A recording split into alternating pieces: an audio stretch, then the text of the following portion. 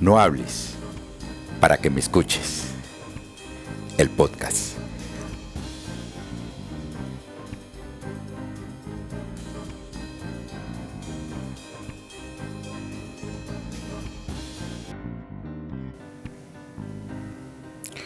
Buenas noches. Hoy es 12 de febrero de 2026 y estamos aquí para llevar a cabo el episodio 12 de su podcast para que me escuches, no hables. Bueno, lo dije como al revés, pero la idea es la misma.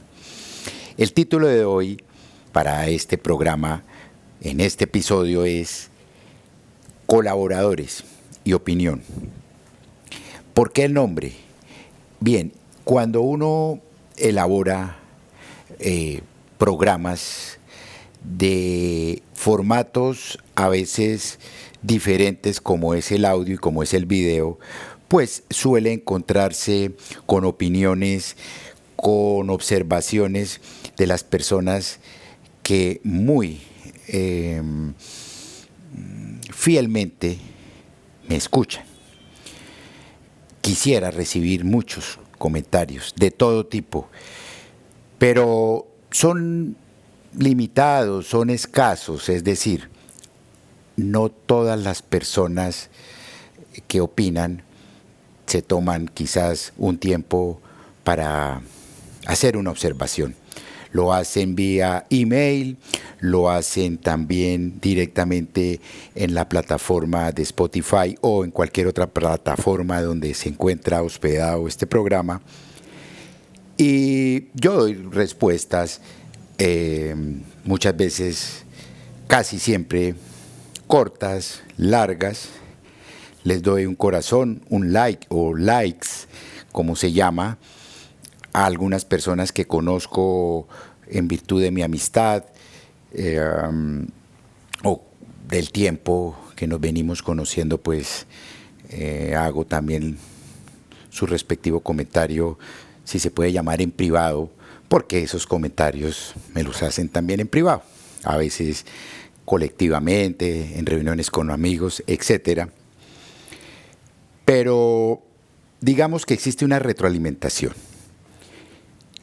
En esta semana o la semana pasada recibí una carta de un oyente que, si bien en el email, bueno, la carta es como para poner un poco el nombre romántico de esta situación epistolar, pero ese oyente o esa persona que lo escribe se hace o se hizo llamar algo así como un oyente en vela, y él me elabora y me manda un email en relación, o quizás motivado o inspirado en el episodio número 7, en Guardia con el Tiempo, de estos episodios que hice a bordo del majestuoso buque escuela ARC Gloria, 5 Kilo Mike Tango.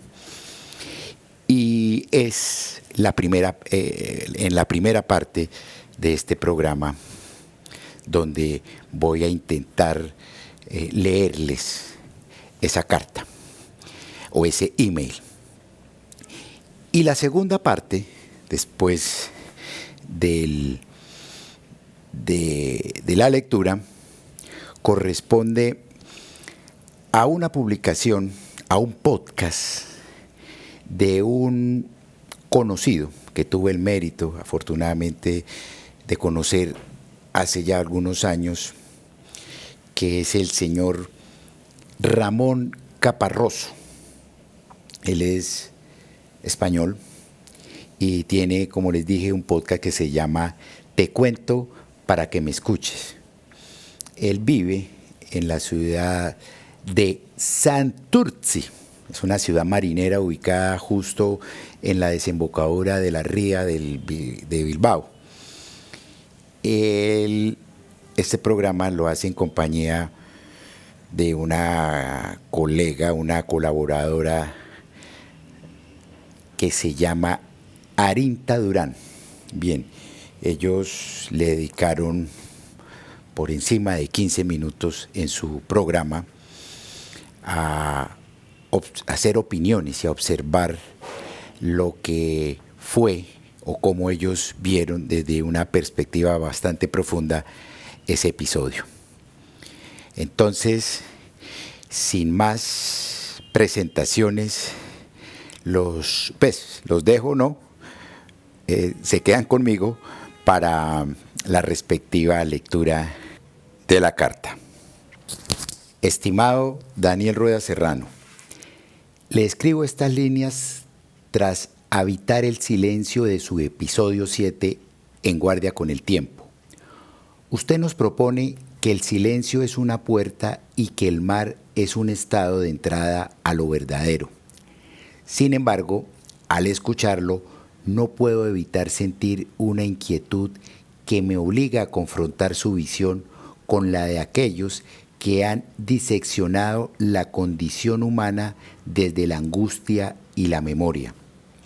Usted habla de la emuná como una confianza en el camino que se revela al andarlo, una presencia del marino que no domina el viento. Me pregunto si esta confianza no es, en realidad, el salto de fe de Søren Kierkegaard. Para el filósofo danés, el individuo existente no navega en una comunidad en equilibrio, sino en una soledad absoluta ante el abismo. Su emuná parece un bálsamo, pero para el existencialista, ese confiar en el proceso es una elección agónica que nace de la desesperación, no necesariamente de un poder pacificador. ¿Es el mar un refugio o es el escenario donde la nada se hace evidente? Al mencionar que en el mar lo innecesario se disuelve y queda lo esencial, su relato adquiere ecos de José Saramago. En su literatura, la disolución no siempre es paz, a menudo es la ceguera de vernos despojados de las convenciones sociales. Saramago nos recordaría que el mar no es un paisaje, sino un espejo implacable. Usted dice que el marino regresa distinto porque aprendió a esperar. Saramago quizás añadiría que regresamos distintos porque hemos visto la fragilidad de nuestra propia piel frente a la inmensidad, descubriendo que somos ciegos que ven, pero que no miran. Finalmente, su mención a Cartagena de Indias como custodia de la memoria en muralla y sal me remite inevitablemente a la prosa de Roberto Burgos Cantor. Para el escritor cartagenero, el mar y las piedras de la ciudad no solo respiran, sino que guardan las cicatrices de una historia que a veces duele. Usted nos invita a que el mar ordene lo que veníamos buscando, pero en la estética de Burgos Cantor, el mar a veces desordena la memoria, nos devuelve los fantasmas del pasado y nos recuerda que navegar es, ante todo, un acto de resistencia contra el olvido. Lo exhorto, Daniel, a no permitir que el lujo de la pausa consciente se convierta solo en una experiencia estética. El mar que usted describe, ese que limpia porque reduce, debe ser también el mar que nos incomode, que nos devuelva la pregunta kierkegaardiana por nuestra propia existencia y que, como en las páginas de Saramago o Burgos Cantor, nos obliga a reconocer que la verdadera guardia con el tiempo no es solo esperar, sino sostener la mirada frente a lo que el silencio nos revela. como oyente fiel de No Hables desde su fundación, valoro profundamente que este espacio se aleje del vacío de concepto que impera en la cultura actual. Mientras usted nos habla del lujo de la pausa consciente y de un tiempo que se estira al habitarlo, el mundo exterior parece hundirse en el ruido ensordecedor de las letras del reggaetón y de Bad Bunny, donde la inmediatez devora cualquier posibilidad de profundidad. Existe una alarmante superflualidad en el contenido mediático, generado por youtubers, tiktokeros e influencers, cuya existencia parece validarse solo a través de lo efímero y lo trivial. Trivial. Frente a ese ruido interior que usted menciona que el océano ayuda a apagar, estos generadores de contenido solo multiplican la distracción.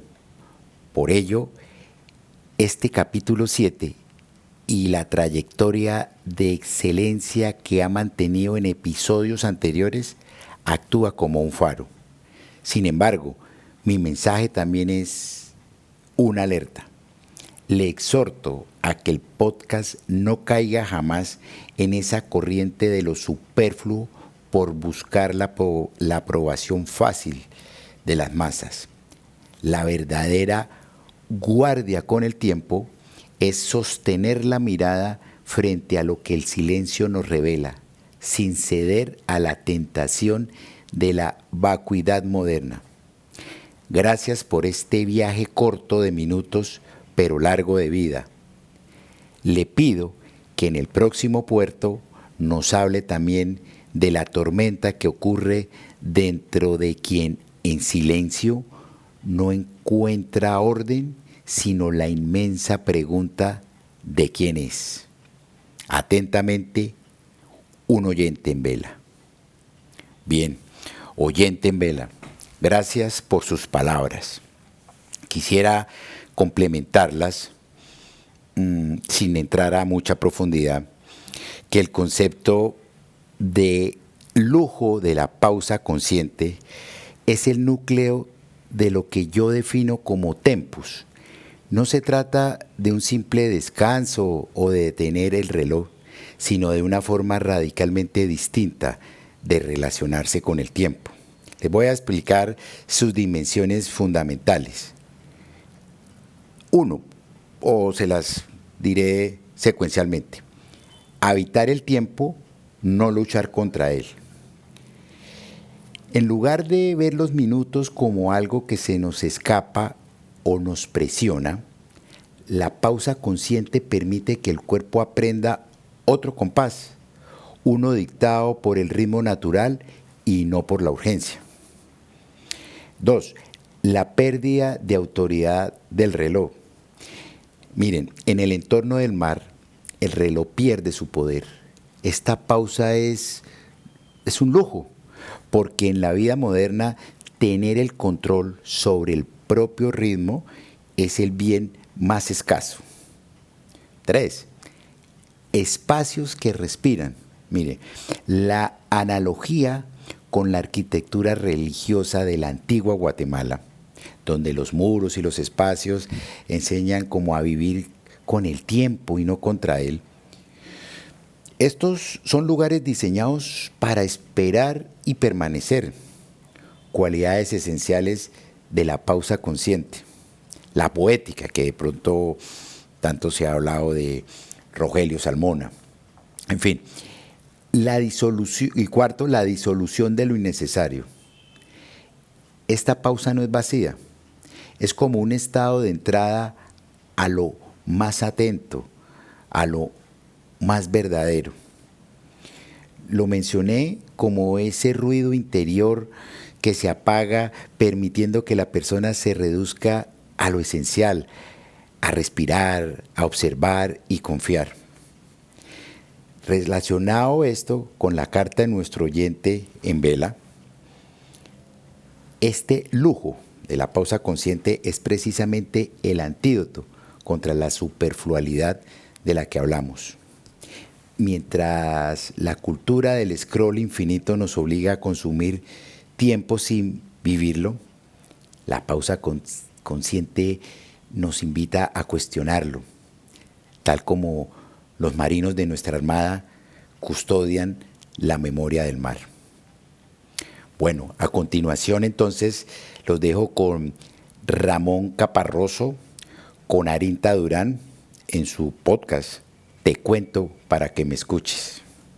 Para el análisis de hoy tenemos algo bastante especial. No es el típico artículo o estudio, sino algo mucho más. Sensorial, diría yo. Nos vamos a sumergir en una reflexión, casi poética sobre el mar. Sí. Está extraída de un audio de Daniel Rueda Serrano que se llama En guardia con el tiempo. Que ya el título promete. Totalmente. Y la idea es, pues, meternos de lleno y desentrañar qué nos quiere decir sobre nosotros mismos usando el océano como un espejo. Claro, y que nadie se confunda, ¿eh? Esto no va de técnicas de navegación ni de biología marina. No para nada. La fuente usa el mar como un gran escenario para hablar de temas, de temas enormes. El tiempo, la confianza, la vida en comunidad y, en el fondo, cómo encontrar lo que es de verdad importante. Es una inmersión filosófica. Exacto. De hecho, para que nos hagamos una idea del tono, la pieza arranca con una frase que te obliga a detenerte. En seco. A ver. Dice, no hables. Hay lugares donde la palabra sobra. El mar es uno de ellos. Y claro, te deja pensando, si callamos, ¿entonces qué? ¿Qué hay en ese silencio que el mar parece exigir? Es que esa es la pregunta clave, la que lo inicia todo. El autor no plantea el silencio como un vacío, como la ausencia de algo, sino... Todo lo contrario. Ajá. Es la condición indispensable para que empiece a pasar algo de verdad. Me gusta eso de condición indispensable. La fuente lo llama un umbral. Dice que en el mar el silencio no es ausencia, es entrada. Pero, claro, ¿una entrada a qué? Exacto. El texto sugiere que es un paso a un estado mental distinto. Uno más lento, más atento, más verdadero.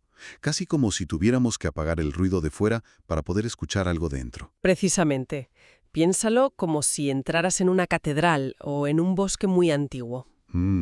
Hay una especie de pacto no escrito, de bajar la voz. No es por miedo, es por respeto y para poder percibir lo que ese lugar te ofrece. La fuente sugiere que el mar pide exactamente lo mismo. O sea, que ese silencio es un acto deliberado, ¿es prepararse? Es prepararse, es quitarse de encima la prisa, el móvil, la lista de tareas, para poder sintonizar con un ritmo que no es el nuestro, que es mucho más grande y mucho más antiguo. Claro. Es que en el día a día es casi imposible encontrar ese silencio. Estamos bombardeados por notificaciones, por ruido constante. Todo el tiempo. Intentar callar la mente es una lucha.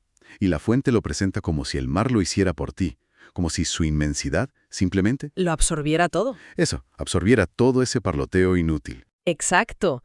No es un silencio que tengas que forzar, sino uno que te envuelve.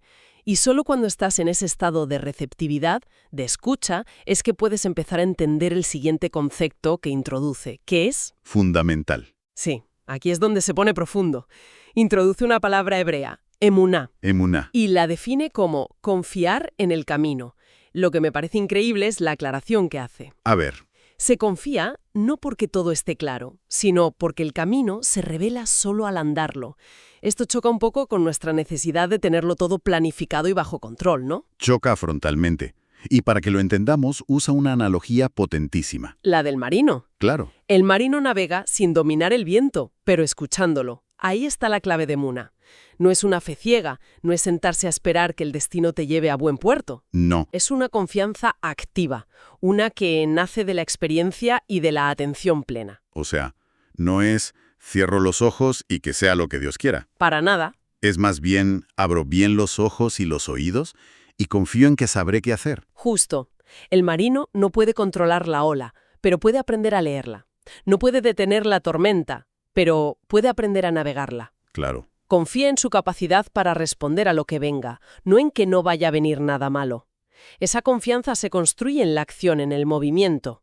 Es, como dice la fuente, una forma consciente de avanzar aceptando que no tienes todas las respuestas de antemano. Entendido. Es como aprender a bailar con un compañero impredecible. No puedes controlar sus pasos, pero puedes aprender a seguir su ritmo. Buena analogía. Y supongo que para aprender ese baile no te puedes quedar en la orilla, que es justo el siguiente punto que toca la fuente. Efectivamente. Hace una distinción brutal entre el mar como un paisaje y el mar como una experiencia. Sí. Dice que no está hecho para ser observado, sino atravesado, y añade algo muy potente. El mar real, el que se vive desde un barco en medio de la nada, no seduce, transforma. A ver, ¿qué quiere decir con que no seduce? A todos nos parece seductor el mar desde la playa, con el atardecer y... Claro, porque ese es el mar postal, el paisaje que observamos desde una distancia segura, controlada. Es estético. Vale. Pero el mar real, la experiencia de estar a su merced, no tiene nada de complaciente. La fuente lo describe como una fuerza de intensidad y belleza sin concesiones. La palabra clave es esa, sin concesiones. Sin concesiones. Al mar no le importas. No se va a calmar porque tengas miedo ni se va a agitar para divertirte. Simplemente es. Y o te adaptas tú a él o la pasas muy mal. Por eso la transformación es inevitable. Y esa transformación no suena precisamente a un paseo por el parque. Hay una frase que me dejó helado, la verdad. ¿Cuál? Dice, quien lo vive no vuelve intacto y aún así vuelve agradecido.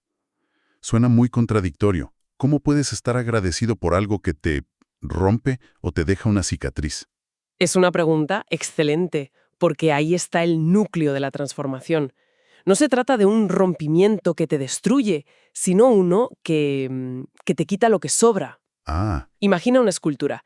El escultor no añade, quita el mármol sobrante para revelar la forma que ya estaba dentro. La intensidad del mar actúa un poco así. Ya veo. Te quita las capas de ego, de arrogancia, de la ilusión de control que tenemos en tierra firme.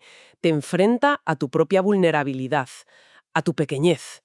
Y el agradecimiento viene de ahí, de haber sobrevivido a esa lección de humildad y de haber salido del otro lado más ligero, más auténtico, con una perspectiva completamente nueva sobre lo que de verdad importa. Visto así, tiene todo el sentido del mundo. Te rompe el personaje que creías ser para que aparezca la persona que realmente eres. Exacto. Y supongo que una transformación de ese calibre no puede ocurrir con el reloj en la mano, corriendo de un lado para otro. Ni de casualidad. Y ahí es donde entra otro concepto fascinante que la fuente llama tempus. Tempus. Lo define como el tiempo cuando deja de apurarnos. En el mar, dice, el reloj pierde autoridad. Los ciclos que mandan son el sol, la luna, las mareas. El cuerpo, poco a poco, aprende otro compás. Se desintoxica del ritmo frenético de la productividad. Para explicarlo, usa una analogía arquitectónica que me pareció preciosa. La de Guatemala, ¿verdad? Esa misma. Habla de la arquitectura religiosa de la antigua Guatemala, diseñada para vivir con el tiempo, no contra él. Menciona muros que esperan, espacios que respiran. Es una imagen muy, muy poética. Es que es una idea revolucionaria en nuestro mundo actual. Y la fuente lo conecta directamente con nuestra vida. Dice que el tempus es el lujo de la pausa consciente. El lujo. Y esto no es solo para marinos. Pensemos en la última vez que perdimos la noción del tiempo haciendo algo que nos apasiona. Sea pintar, cocinar, charlar con un amigo. Caminar por el monte. Eso mismo, ese es el tempus entrando en nuestra vida cotidiana. El mar simplemente te obliga a vivir en ese estado. No tienes otra opción. El famoso estado de flujo. Es increíble pensar que se puedan diseñar espacios físicos, como esas iglesias, para invitar a ese estado mental.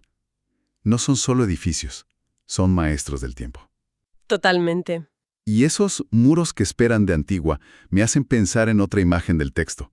Las murallas de Cartagena de Indias, contenida en muralla y sal. Ambos son lugares construidos para durar, para resistir algo más grande.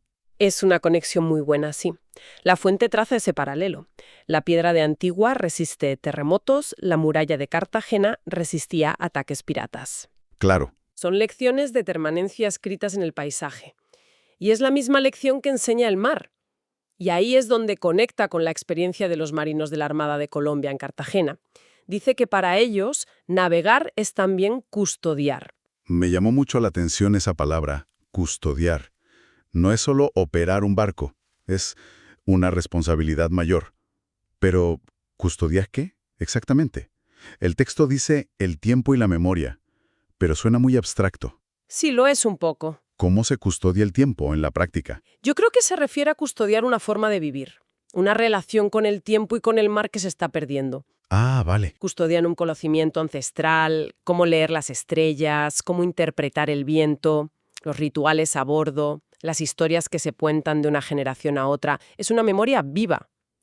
Su disciplina no es solo para que el barco no se hunda, es para que ese saber no se desaparezca.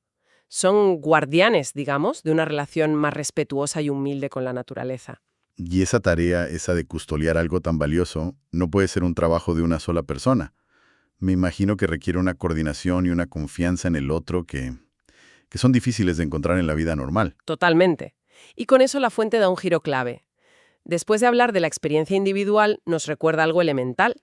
A bordo nadie navega solo. Nadie. La vida en el mar es la máxima expresión de la interdependencia. No es una colección de individuos, es un solo organismo. Un ecosistema humano, donde cada gesto sostiene a otro. Me encantó la forma en que lo describe. Habla de una disciplina que cuida. Es increíble cómo cambia el significado de la palabra disciplina con una sola palabra al lado. Sí, Normalmente la vemos como algo restrictivo, casi como un castigo. Pero aquí es protección, es cuidado mutuo. exacto. Es una redefinición total. La disciplina de un cirujano o de un piloto no es para restringir, es para salvar vidas, incluida la suya. A bordo es lo mismo. Claro. Que el vigía esté atento no es una obligación tediosa, es el acto de cuidar el sueño de sus compañeros. Que la comida esté lista a su hora es cuidar la energía del equipo. Cada regla, cada protocolo, está diseñado para el bienestar del colectivo. Es una disciplina que nace del amor y la responsabilidad, no del miedo. Y el otro elemento que menciona es el silencio compartido. Es el mismo silencio del principio, el del umbral. No, yo creo que es una evolución. El primer silencio es individual, para poder entrar en la experiencia. Este es un silencio colectivo. Es el que se comparte con alguien con quien has vivido algo muy intenso. Ya no hacen falta las palabras para entenderse. Es un silencio de camaradería, de confianza absoluta. Sabes que el otro está ahí, haciendo su parte, y esa certeza compartida es más fuerte que cualquier conversación. Por eso los llama. Por eso la fuente los llama una familia temporal unida por el mar y por el sentido. Una familia unida por un propósito. Es una conexión muy poderosa. Entonces tienes esta experiencia que te transforma viviendo en una dimensión del tiempo distinta, dentro de una comunidad que te cuida y te sostiene. ¿Cuál es el efecto final de todo eso en una persona? Pues el resultado de todo este viaje es lo que la fuente llama disolución. Disolución. Es un nombre que puede sonar un poco alarmante, pero es algo muy positivo. Lo resume con una frase simple y perfecta. En el mar, lo innecesario se disuelve. Queda lo esencial. Entiendo la belleza de la idea, pero para alguien que nunca ha vivido algo así, la palabra disolución podría sonar a perderse a uno mismo, a perder la identidad. Es más una simplificación que una pérdida. Es la pregunta perfecta. No se trata de perder quién eres, sino de perder todo lo que no eres. Ah, vale. Todo el peso extra que cargamos, las preocupaciones triviales, el estatus social, los miedos imaginarios, la necesidad de tener razón, todo ese ruido interior, como lo llama la fuente, frente a la inmensidad del océano, simplemente se ve ridículo. Se disuelve, no pierdes tu esencia, al contrario, la encuentras. Llegas a tu centro. ¿Y qué es ese centro? ¿Qué es lo esencial que queda cuando todo lo demás se ha disuelto? El texto lo clava con 3 verbos. Respirar, observar, confiar. Respirar, observar, confiar. Es volver a lo más básico y fundamental de la existencia consciente. Respirar, estar vivo, aquí y ahora. Observar, ser consciente de la realidad, no de tus proyecciones. Y confiar, moverte con la vida, con lo que es, en lugar de luchar constantemente contra ello. Es una paz inmensa que viene de la simplicidad. ¡Qué viaje! Si lo pienso, todo el recorrido que nos propone la fuente tiene una lógica aplastante. ¿Sí? Sí. Empiezas con el silencio para poder escuchar. Esa escucha te enseña a confiar sin tener el control, esa emuná. Esa confianza te permite vivir la experiencia real del mar, que inevitablemente te transforma. En el camino, aprendes a habitar el tiempo de otra manera, el tempus, y entiendes la importancia de la comunidad y la permanencia. Y todo eso te lleva a soltar lo que no importa. Por eso la conclusión es tan clara. El marino regresa distinto. Y regresa distinto no porque haya aprendido a hacer un nudo nuevo, que también. Claro. El cambio es mucho más profundo. La fuente lo resume diciendo que regresa distinto porque aprendió a esperar, a confiar, a habitar el tiempo. Ha integrado las grandes lecciones del mar. La espera ya no es una ansiedad, es una oportunidad para observar. La confianza ya no es un acto de fe ciega, es el resultado de escuchar activamente. Y vivir ya no es una carrera contra el reloj, sino una danza con el ritmo del universo. Es una transformación total en la forma de estar en el mundo. Y la pieza cierra con un consejo muy práctico, casi una invitación. Sí. Dice que la próxima vez que estemos frente al mar, no hagamos lo típico de sacar el móvil para hacer una foto. Nos propone otra cosa. No hables, escucha, permanece y deja que el mar en silencio ordene lo que venías buscando. Es un cierre perfecto porque, después de toda la filosofía, te lo devuelve a ti, a tu propia experiencia. Te da una herramienta. Ajá. Es una llamada no a la acción, sino a la inacción consciente. A tener la valentía de quedarte quieto y en silencio y permitir que algo más grande ponga un poco de orden en tu caos interior. Y esto me deja con una última idea, una pregunta que se queda flotando. La fuente usa el océano como el gran escenario para esta transformación. Pero quizás no sea el único lugar donde podemos encontrarla. Interesante. La pregunta que me hago es, ¿cuál es el mar en nuestra propia vida que nos está pidiendo silencio? ¿Qué relación, qué proyecto, qué conflicto interno necesita que dejemos de hablar tanto, que dejemos de intentar controlarlo todo, para que pueda, por fin, en ese silencio, empezar a ordenarse solo? Bueno, yo espero realmente que esta reflexión o estas reflexiones que llegaron como comentarios, como opiniones, hayan sido también de su agrado, de su, por decirlo así de fácil, de su gusto y quizás de su entendimiento en que vale la pena que ustedes vean, si así lo consideran, nuevamente el episodio 7, En Guardia con el Tiempo. Y si tienen nuevamente observaciones, con gusto yo las escucharé. Gracias. Soy Daniel Rueda Serrano.